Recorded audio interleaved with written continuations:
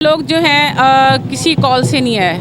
आज हमने ये दिखाने के लिए आए हैं कि हम मुराद भाई के साथ हैं। इन्होंने जो गुंडागर्दी हमारे मुल्क में की हुई है, इसको हम दिखाने के लिए कि अभी सिर्फ हम लोगों की कोई कॉल नहीं, कोई ऑफिशियल कॉल नहीं है। ये सिर्फ चंद लोग, हम सिर्फ एक दिन की उस पर आए हैं कि हम भाई पख्तूनख्वा साथ नहीं है, पंजाब भी आपके साथ है। क्योंकि एक अच्छे और सच्चे लीडर की यही पहचान है कि वो अपने मुल्क के लिए लड़ता है। तो हमें अपने मुल्क से प्यार है, हमें मुल्क से प्यार है, इसीलिए मुराद से इसे प्यार है। गुंडागर्दी किसने की हुई है? ये आपको भी पता है और हमें भी पता है, पूरे पाकिस्तान इवन पूरी दुनिया को पता है कि कौन है गुंडे। अब गुंडे वो नहीं रहे जो गलियों में फिरने वाले थे, अब वर्दियों में गुंडे आ गए हैं। समझ गए आप? क्या प्रूफ है आपके पास? जी, क्या प्रूफ है? ये अरशद भाई की तस्वीर नज़र आ रही है। ये अरशद भाई की तस्वीर चीख चीख कर पुकार रही है कि उन गुंडों ने इसको वहाँ तक पहुँचाया है। आज अदालतें कहती हैं हमने GIT रिपोर्ट बनाए, वो बनाए। भाई वो खुद अपने मुंह से बता कर गए हैं। इमरान रियाज ने बताया नहीं है कि खुद बता कर गए कि मुझे इन लोगों ने, मेरे पीछे पड़े हुए इन लोगों ने केस किए हुए, इन लोगों ने मुझे मुल्क में नहीं रहने दिया, इन लोगों ने कीनिया में नहीं रहने दिया, इन लोगों ने लंदन में नहीं रहने दिया। तो जब आज इमरान खान अपने मुँह से बता रहा है कि मुझे इन लोगों से ख़तरा है, तो क्या जब वो चले जाएंगे, जब उस बात का वो एहतजाज होगा, जब उस बात की वो अदालतें उठेंगी, क्यों टाइम पे नहीं इंसाफ मिलता मुसलमानों को और पाकिस्तानियों को? क्यों हमारे मुल्क में ये गुंडागर्दी चल रही है? इन इदारों ने क्यों अपनी आंखें बंद की हुई हैं?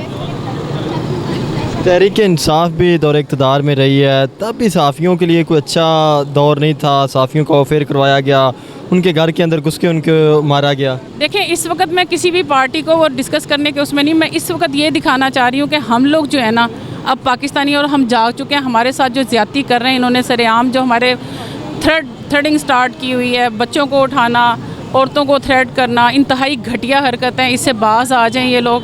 ये ना हो कि हम लोग कल को आज सिर्फ यहाँ पे खड़े हैं, कल को हम लोग इनके घरों का रुख करें। ज़्यादती का लफ्ज़ थोड़ा सा ज़्यादा ओवर नहीं हो जाता?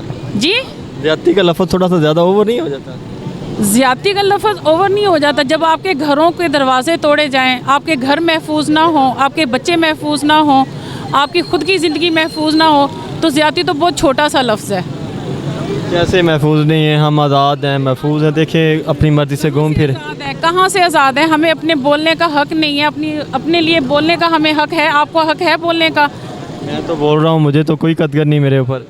अच्छा, तो सच बोलने की अगर हिम्मत है तो बोलकर दिखाओ फिर। तो तकरीबन हर रोज़ सच ही बोल रहा हूँ। हमारे मुल्क का ये हाल किसने किया है? बताएं मुझे आप। मैं आपसे, आप हमसे सवाल करते हैं, मैं आपसे सवाल।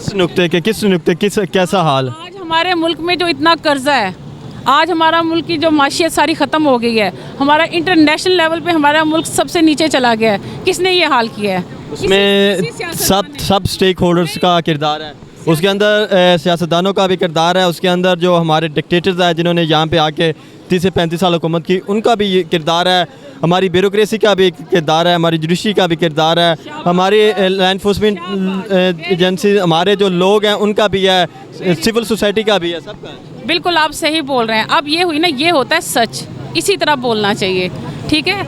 जो ये सियासतदान है ना, ये एक सियासतदान से नहीं होता। जो करप्ट सियासतदान होते हैं ना, वो करप्ट इदारों के साथ मिल के मुल्क का ये हाल करते हैं। अगर हमारी आर्मी का वो होता ना, तो आज हम इतने कर्ज़ों के नीचे ना दबे होते।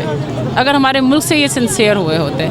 ये सियासतदानों को, सबको ये लोग चलाते हैं। ये सियासतदान क्या इसका मतलब है कि इमरान खान को भी ये चला रहे थे? ज़ाहिर है, इमरान खान को लाने वाले भी यही थे और इमरान खान को बताया था इन्होंने कि हम आपके साथ, वो भी गुंडा है, वो भी गुंडा है, तो आपके साथ हम इन गुंडों की सफाई करेंगे।